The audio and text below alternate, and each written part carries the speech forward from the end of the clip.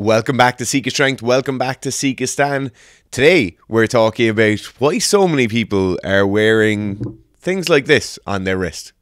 So these are stopwatches, they're GPSs, they're heart rate monitors, but basically they're being marketed as a smart tool for your training. And what we're seeing in the last 4 or 5 years is that everyone from hybrid athletes to field sports athletes to weightlifters are wearing these every day and in their sessions themselves. So what do accessories or pieces of gear like this actually offer you?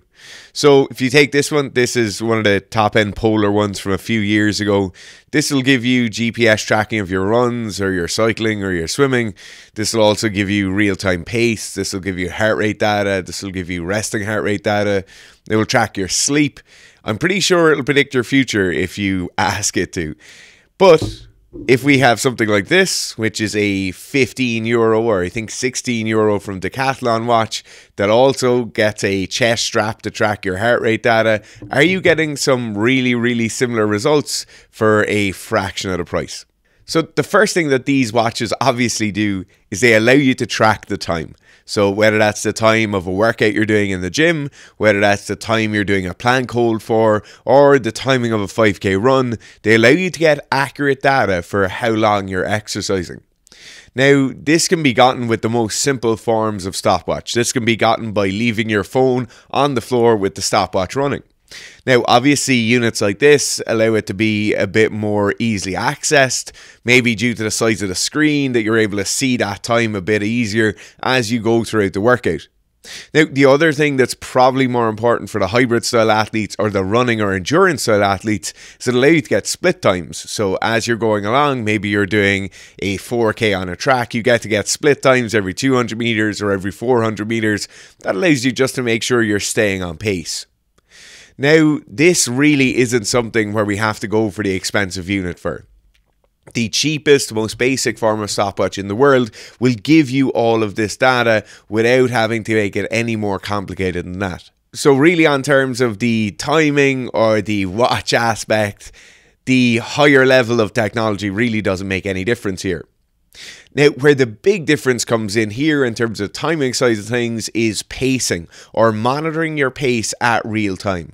So imagine I'm doing a 5K run. I know that I have a target time of 20 minutes to hit my 5K in. Then I know I want to be running 4-minute kilometers. Now, if I've run this track many times before, I'll have an idea for roughly where those kilometer marks are. Maybe I know I want to make it to this street sign within 4 minutes. I might want to make it to this crossroads within 8 minutes, to this other landmark within 12 minutes. And in that way, we can really easily track our pace from kilometer to kilometer. But even at that, as I'm running that 5 kilometers, I'm not going to have a real-time idea of where my pace is at. I'll just get 4 or 5 different instances where I'll get to check the time versus the distance I've covered, and I'll get these touch points along the way.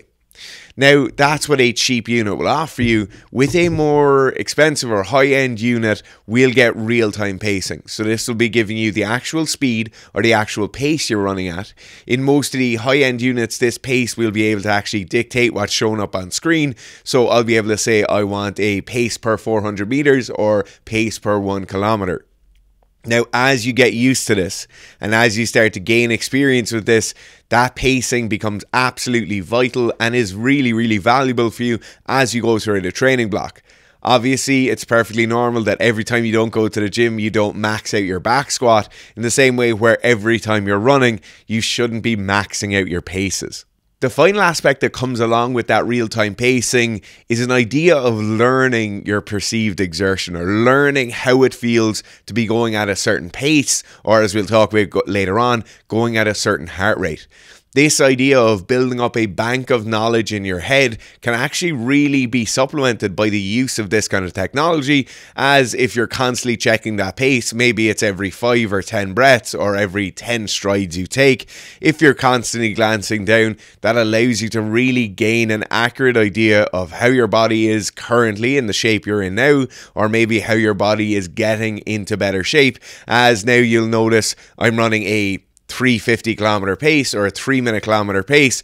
I'm using that to kind of bank against how I'm feeling during the run, and then get a much better idea for, okay, I'm doing this pace today, everything feels great, I'm definitely going along the right lines. Or maybe I'm running a pace today that is significantly slower, or maybe the same as what I did last week, but it feels far more difficult to do it. And this is the kind of data you only really get when you have some sort of real-time sensor along with the feeling of how you're getting on during the actual exercise itself. The next one then is probably the more obvious example, and that's heart rate data. So clearly, for training cardiovascular systems, we want to be getting some sort of measure of how our cardiac system is operating. So heart rate is usually the value we'll be operating with in this case. Most of the wrist-mounted options will give you some heart rate data. Definitely, it's quite accurate. They'll get it from an infrared beam on the back of the watch. That works pretty well. But if we're doing interval sessions where maybe that pace is slightly higher, or maybe we're moving around a bit more, maybe it's a HIIT style training session, then definitely for the better, more accurate heart rate data, a chest strap is going to be more valuable. Now, a lot of the time we'll see people going for the high-end units with their watches. They're going because they feel like they're going to get a heart rate data that's more accurate. In fact, if you have an extremely high-end unit like a Garmin or a Polar or something in those upper echelons of this tech, if you just wear it on your wrist versus a €16 Decathlon watch that comes with a heart rate monitor chest strap, that €16 one is probably going to get you more accurate data. Is that all that matters here? Well, no, definitely not. If we get the most accurate and most precise data possible, but we don't have any way of really perceiving what's going on with that data, then it's not all that valuable. So I might be able to get a really good interval training session done where I'm working within very specific boundaries of heart rate. So I'm working within an upper and a lower limit of where I want my heart rate to be throughout the entire thing. If I'm doing that interval session, I can get all that work done with the super low end unit. I'm getting really accurate heart rate data. I can see what I'm doing as I go throughout the workout. Now, if I want something slightly more than that, maybe I want to track that heart rate data, maybe I want it to be highly accurate, but I also want to be able to review it afterwards. And maybe if I'm doing 10 of those intervals, I want to see how my heart rate reacts every time I start, stop and rest, and see what that kind of drop off is like over the course of 10 rounds. So a classic case here is with the high rocks or the CrossFit style athletes. If they have to do multiple workouts with multiple rounds in each of those workouts, it's very important we're tracking how that heart rate is reacting and ensuring they're not spiking in those later rounds, or ensuring that heart rate is dropping down sufficiently when they have their minutes rest or whatever the workout details. So there is definitely an advantage to the higher end units when we're looking at that heart rate data retrospectively versus when we're just using it in an interval session where we're trying to stay within a certain bracket. Now, the other advantage of the slightly more high-end units here for a lot of athletes is it's going to give you a resting heart rate value. So because you're wearing it habitually throughout the entire day, that heart rate will be tracked, obviously, throughout the entire day. We'll have an idea for what a resting heart rate is. Now, if you're just a normal athlete, if you're just doing a bit of lifting, doing a bit of bodybuilding, doing a bit of running or cardio work, resting heart rate isn't all that important, but it can do two things for you. So the first thing it can do is it can give you an idea for if you're actually getting fitter. So a lot of us will do a lot of cardio work and we actually mightn't have any valuable changes in our cardiovascular system from it. So like, give you an idea, if your resting heart rate is slowly coming down, then it's great. We're getting better cardiovascular outcomes. But it can also be an indicator for if things are going slightly askew. So maybe stress levels are quite high. Maybe I'm not recovering or resting quite right. And then my resting heart rate will be elevated in the following days. And that can just be a nice little red flag or orange flag to tell you things are going slightly wrong now. Maybe we need to address it and see how we're going to proceed. As we're on this point then, let's just talk about HRV. So heart rate variability, we've made multiple videos on the channel about heart rate variability. If you should be tracking it, what difference does it make? Does it give you valuable data? Well, let's just say today, the upper end units will give you an idea for HRV, the lower end units won't. And it's as simple as that. Now, Is HRV valuable for most people? Probably not. Most of what we're seeing is very, very mediocre in terms of what actual HRV gives us as normal athletes. Now, if you are in the last 6 weeks and you're about to go to Paris, then certainly HRV might be valuable for you, but in most cases, HRV is not going to be a valuable metric for you to be tracking. So why is this the case? Why should I not be looking at strain? Why shouldn't I be looking at HRV? Maybe my unnamed random brand of monitor that doesn't have a screen on it and is just a strap that goes around your wrist that Joe Rogan loves. That gives me strain values. That gives me an idea for how recovered I am. Why does that not matter? Well, it doesn't matter for a few reasons. The first reason is that how you feel really doesn't matter for programming. If you want to get better, if you want to proceed with your squat, if you want to proceed with your running values, whatever it is, how you feel really doesn't matter. You're going to feel terrible. The classic case here is that nearly every professional athlete you see or meet or talk to will be in pain for most of their years they're a professional athlete for. When we're pushing these values hard, when we're really getting after it with training, discomfort, pain, all of these things are just part of it. Now, how you feel doesn't matter. The program doesn't care. Obviously, in certain cases, as you're going through a program, certain adjustments might have to be made, and that's perfectly fine if you can't do it. But what's not fine is you feeling like you can't do it, or a piece of equipment or a sensor telling you you can't do it, and then you not getting the session done, or you not getting the required work in the session done, and then you being a week behind and suddenly a month behind, and then suddenly you haven't made any real progress. This is a massive reason we see so many people spinning their wheels with training. They'll wake up in the morning, they'll look at their sensor, and the sensor will say, you didn't sleep great last night, your strain values are quite high, so maybe you shouldn't go that hard today. Now, that's perfectly fair if that happens once every so often, but you're living in your body. You understand what's going on. You know that you didn't sleep well last night, or you know that you're incredibly sore today because you really overreached yesterday. And now because of that, you shouldn't go that heavy today. You really don't need a piece of equipment to tell you that. You'll be fully aware of that when it happens. Now, moving on from that and on to our final point with the more upper end tracking systems is that they give you GPS data. So GPS data can be really valuable for tracking our training. There are some really valuable things in there if we're looking at running, cycling, whatever it is. You'll get things like increase in elevation over the course of a run. You'll get things like average pace over the course of a run. You'll get all of these valuable things.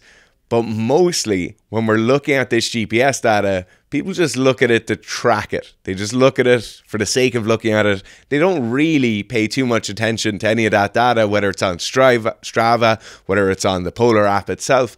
They'll just look at it. Maybe they'll pull that little scrolly line across and they'll be able to see their heart rates over the course of the run. Maybe they'll be able to see their pace over the course of the run. Or maybe you'll see the pace over the course of that squiggly line that goes around the map and tells you where you run. For most people, they really don't pay attention to that data too much. It's nice to have it. It's nice to look at. And that's absolutely fine. If you enjoy doing that, if that's your passion of training for running or whatever it is, that is perfectly okay. But what kind of valuable information can we actually glean from our GPS?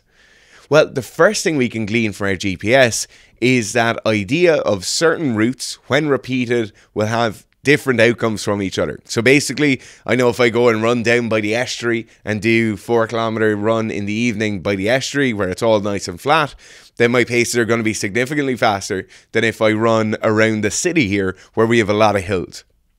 That's the first thing. This idea that certain routes, when I run them, will have certain outcomes for my training. So if I know then I need a really fast session, I really need to push that pace on a Tuesday evening, then I'm going to go down to the estuary where it's a bit flatter. Now, the second thing it can do retrospectively when we're looking back at a run and we're trying to figure out, okay, the pace was incredibly slow here or the pace was very high here and wonder what's going on, is it can give us an idea for how the wind or the weather conditions are actually affecting us at that time. So if I look on the GPS and I can see, okay, I'm actually running into a westerly for the first 50% of the run, I'll check what that weather was like during the run. Okay, that's a 15 mile an hour wind or 20 mile an hour wind. That's obviously going to have a negative impact on my pace. You can do that in reverse then. Okay, my pace was very high here. Am I actually getting fitter, or am I just running with a tailwind? Now, this goes the same for elevation gain or elevation lost over the course of a run. Most of the time, if we're training with a cheaper unit, we'll have an idea for this because we'll have felt ourselves running into the wind, or we'll have felt the wind coming behind us and helping us, or we'll have felt ourselves running up a hill, or we'll have felt ourselves running down it. So in all these cases with the GPS data allows us to see these things. It gives us real-time accurate information on the route we were running and how we ran it. But if we're just thinking about it and being a bit more introspective when we're using the more basic systems and using a training journal, we can get the exact same outcomes. So finally then, what do I think of these tracking units or wearing tech like this for training? Well, I will say I use this for all my runs all the time. Every run I go on, unless it's out of battery and the charger's in the office, I'll be using that unit. I love it. I love it for timing, but mostly I love it for that real-time pacing feature. In terms of heart rate, I really don't pay attention to the heart rate all that much. I know if it has to be a moderate run, I'll know what moderate feels like. I'll know what a high intensity feels like. I'll know when my heart rate is very, very high. I'll understand that because I can hear it in my ears. I really don't need that kind of real-time heart rate data for me personally, but I still wear this because it's nice to get the information. It's nice to get that data. It is useful in some cases, but generally speaking, I'm using it for the timing and the real-time pacing of those. If I'm just working out in the gym, I tend to use this one. So this is just basically a stopwatch that goes in your wrist. I prefer to use it for the gym. Also, if I'm throwing barbells or kettlebells around, it's less likely to get damaged. And to be honest, in the gym-based sessions, there's no real value coming from the higher end units. So I hope you enjoyed the video. If there's more videos like this you'd enjoy seeing, please let us know in the comments below. If you're a hybrid athlete and you want to get bigger, stronger, faster, more powerful, definitely check out the Becoming a Horse program and the Becoming a Horse 2.0 program that's on the Sika Strength app. So this will give you all of your strength training, all of your plyometrics and explosive speed training that you need to become an absolute horse in the weight room and outside it. And a great little combination there is to combine that with the track running program. So you need somewhere that's roughly a 400-meter loop. All this will be is 2 sessions per week of track running. So you have all the strength work, all the power and speed work, and all the endurance work you'll need to become a much more horse-like unit. You can check it out below. Click on the link, download the app. You can set up a 7-day free trial, have a look at the program, see how it'll fit in with your lifestyle. Just delete it before the end of the 7 days and you won't be charged. Thanks very much, guys.